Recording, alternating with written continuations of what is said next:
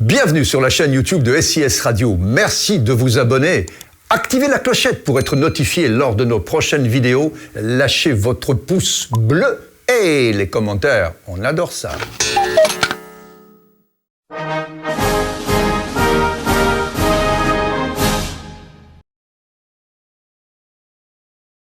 Claude Moniquet, si les présidentielles françaises ont été une espèce de tout sauf l'extrême droite, les législatives, c'est une espèce de tout sauf la gauche, parce que ce qui s'est passé est clair.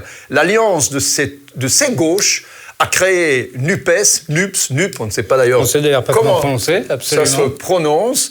Et ce pari a été un pari gagnant. Jean-Luc Mélenchon a tapé dans le mille. Il a réussi son pari. Pour la première fois dans la Ve République, je pense que le parti du président, du gouvernement, n'atteint pas un score suffisant que pour espérer une majorité absolue et même relative. Alors, je dirais pas ça. Le pari de Jean-Luc Mélenchon est à moitié réussi, ou un tiers réussi, deux tiers, enfin bref, il est moitié-moitié. Réussi et perdu à la fois. Il est réussi parce qu'effectivement, pour la première fois dans une élection, le parti présidentiel, première fois dans l'histoire de la Ve République, le parti présidentiel termine le premier tour des législatives avec un score très bas. Plus bas que celui que le président avait fait à la présidentielle. Mais c'est un échec pour Mélenchon, parce que ce qu'il voulait, c'était imposer son parti comme première force de France. Ce n'est pas le cas. Ce qu'il voulait, c'était être Premier ministre. Il ne le sera jamais, puisqu'il faut 289 sièges pour avoir une majorité, et que les projections les plus optimistes lui en donnent 210 à la fin du second tour, et qu'il n'y a personne avec qui, clairement, la NUPES pourra s'allier, puisque toute la gauche est déjà dedans. Donc vous dites NUPES, et c'est déjà quelque chose que j'ai entendu. La NUPES ne pourra pas gagner. Mais rien ne dit que la NUPES ne pourra pas gagner. Parce que si quelque chose d'extraordinaire arrive cette semaine, eh bien, la NUPES peut, en tout cas, théoriquement, gagner. Non, elle ne peut pas, parce que l'arithmétique électorale des législatives est différente de celle de la présidentielle. La présidentielle, effectivement, on vote pour des hommes, c'est assez clair, ce sont des blocs qui se constituent, habituellement gauche contre droite. Maintenant, on a en plus l'extrême droite depuis 20 ans.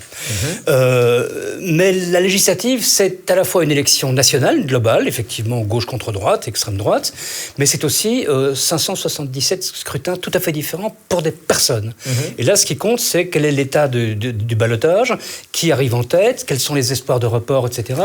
Et franchement, la projection qui donne 210 sièges maximum à la NUPES, c'est une projection très optimiste. Ils seront peut-être en dessous, mais même s'ils sont au-dessus, ils sont peut-être à 220, 230. Il leur manque toujours 79 sièges pour faire une majorité. Et 79 sièges entre deux tours, ça ne se rattrape pas. D'accord, mais ça créera alors un problème, c'est que la majorité sera relative, ce qui veut dire qu'à chaque décision sur n'importe quel sujet, il va falloir trouver une alliance extrêmement hypothétique, que ce soit avec les Républicains, certainement pas avec d'autres. Oui. Donc ça risque d'être un combat de chaque instant, et à l'Assemblée, et dans la rue. Alors, probablement. Dans la rue, certainement, mais on va y revenir dans un petit moment. Il n'est écrit nulle part que le président n'aura pas une majorité. Pour le moment, on le crédite de 275, je crois, à 320 sièges, avec des variances suivant les instituts de sondage. Alors effectivement, s'il était à 277, il lui manque 12 sièges. Et là, il devra soit débaucher des gens à la gauche, Parti socialiste, ou à la droite, chez les Républicains, ou les divers droites. C'est un peu compliqué, mais c'est possible, s'il a peu de sièges à trouver, soit effectivement construire une majorité au coup par coup, suivant les projets de loi qui seront discutés. Et là, chaque fois, évidemment, ça va avoir pour résultat d'édulcorer. Ça sera une foire d'empoigne à chaque fois. Ce sera une foire d'empoigne, et puis ça édulcorera fatalement son projet. Il ne pourra pas faire ce qu'il veut. Il sera globalement pieds et poings liés. Mais il peut tout à fait avoir la majorité. Quand on a une fourchette d'espérance qui va de 270 à 320, et que 289 c'est la majorité, il est tout à fait en possibilité de réaliser, si la majorité présidentielle fait une bonne campagne, un peu plus musclée, si les reports de voix se font normalement, je pense qu'on peut penser qu'il aura la majorité absolue. Peut-être légère, mais absolue. Claude Moniquet, vous n'avez pas caché votre sympathie pour Macron, oui. Donc ce n'est pas aujourd'hui que vous allez tout à fait contredire.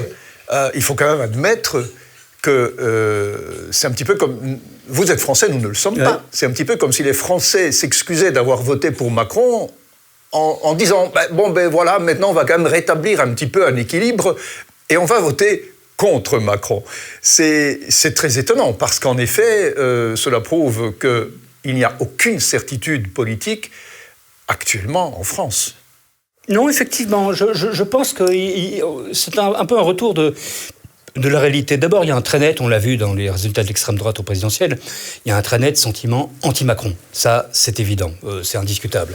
Deuxièmement, je suis effectivement favorable à Emmanuel Macron depuis le début, depuis 2017, mais je suis le premier à reconnaître que la campagne des législatives de la majorité a été exécrable. Très mauvaise campagne, en admettant même qu'il y ait eu une campagne visible. Voilà, il n'y a peut-être même pas eu de campagne. Il n'y a même pas eu de campagne. Qui a peut-être au début profité à la majorité parce qu'il y avait la guerre en Ukraine, mais pour l'instant, ça dessert les élections. De nouveau, n'oublions pas que ce sont des élections par circonscription, donc il y a eu des campagnes locales qui fatalement ne nous ont pas intéressés, qu'on n'a pas vu, sauf quand une personnalité était impliquée. Mais il y a une réalité, et ça a été le coup de génie de Mélenchon, c'est que, qu'on le veuille ou non, il y a en France une droite, un centre, et une gauche. La gauche était atomisée. Mélenchon a eu, il faut le reconnaître, une intelligence tactique, stratégique, de réunir sous son diktat, de manière... Qu'a-t-il promis, pensez-vous, pour réunir des personnes inconciliables? Alors je pense qu'il a promis une chose très claire. Le Parti socialiste était dans la situation que chacun connaît, avec les glorieux 2,5%. Parce qu'on parlait de gauche inconciliable. Oui, tout à fait. Mais ils sont inconciliables. Ils ne s'entendent pas sur le programme. Les uns sont anti-européens, les autres sont pro-européens. Les uns sont anti-flics, les autres sont pour l'autorité de l'État. Les uns sont indigénistes et sont vraiment sur l'extrême gauche, les autres sont des sociodémocrates. Ils ne peuvent pas s'entendre. La seule chose qui les a fait s'entendre, c'est que le Parti socialiste et dans une moindre mesure les écologistes, mais surtout le PS, étaient menacés purement et simplement de disparition. Et l'adhésion au programme de Mélenchon leur garantit d'avoir des élus, avec les accords qui ont été faits dans les circonscriptions, et d'avoir assez d'élus pour constituer un groupe, ce qu'ils auront certainement. Il faut 15 députés pour un groupe. Ça, on peut penser que les socialistes arriveront dans cette formule à avoir... Donc voilà, ils auront un groupe. Mais une fois qu'ils ont leur groupe, rien ne dit qu'ils vont rester mariés avec la France insoumise pendant 5 ans. Et je pense même que ce sera le contraire. Ils auront leur groupe, ils vont reprendre probablement dans quelques mois ou quelques semaines leur autonomie et redevenir le Parti socialiste qui doit profondément se transformer. Mais Mélenchon a fait ressurgir l'idée qu'il y a effectivement en France... Donc Mélenchon n'est pas le chef d'une nouvelle gauche. Il a voulu l'être. Il l'aurait certainement été s'il avait eu la majorité absolue, parce que là, il était le patron. Mais voilà, c'est pas le taulier. Donc la nouvelle union populaire, écologique et socialiste, la NUPES, la NUPS, la NUP, n'est qu'une illusion. C'est un accord, c'est de la cuisine électorale qui permet à de petits partis, le PS devenu un petit parti, bien entendu les communistes, les écologistes, d'avoir leur mot à dire et de constituer probablement, en tout cas pour les écolos et les socialistes, les communistes c'est moins évident, constituer des groupes. Quand ce conglomérat finira par éclater, ce qui je pense est écrit, la force dominante dans ce bloc restera très probablement la France insoumise de Jean-Luc Mélenchon, l'extrême gauche, mais qui sera à 25 ou 30%. Un conglomérat de ce type aurait pu être créé entre Zemmour, Marine Le Pen et les Républicains pour créer justement une bombe atomique anti-Macron ? Non, parce qu'il a été très clair dès le départ, sauf quelques cas isolés, il a été très clair dès le départ que les Républicains ne voulaient pas d'alliance avec l'extrême droite, ils l'ont dit, ils l'ont répété. Pas tous les Républicains déjà. Majoritairement, sinon il y aurait eu une alliance. 40% disaient non. Si on parle des élus, je ne parle pas des électeurs. Les électeurs, j'allais dire, ne m'intéressent pas, c'est un peu excessif, mais c'est pas là que ça se décide. Dans les états-majors et dans les élus des Républicains, il a été très clair dès le départ qu'il n'y aurait pas d'alliance avec l'extrême droite, d'une part. D'autre part, il est clair que Marine Le Pen et Éric Zemmour ne s'apprécient guère. Et un des enseignements d'ailleurs de cette campagne électorale, c'est que Zemmour a été un feu de paille essentiellement créé par les médias. Parce que rappelez-vous, avant qu'il se présente et au moment où il s'est présenté, il était impossible d'ouvrir un écran de télévision, une radio dans sa voiture sans qu'on parle de Zemmour ou qu'on l'entende. Il a été entièrement monté de toutes pièces par une espèce de furie médiatique. Et puis il est revenu à sa véritable dimension, c'est-à-dire qu'il a perdu le présidentiel et qu'il n'est même pas arrivé à se faire élire dans le Var, qui lui était pourtant très favorable dans les présidentielles. Et on pense qu'au mieux, il peut espérer avoir 1 ou 2 élus.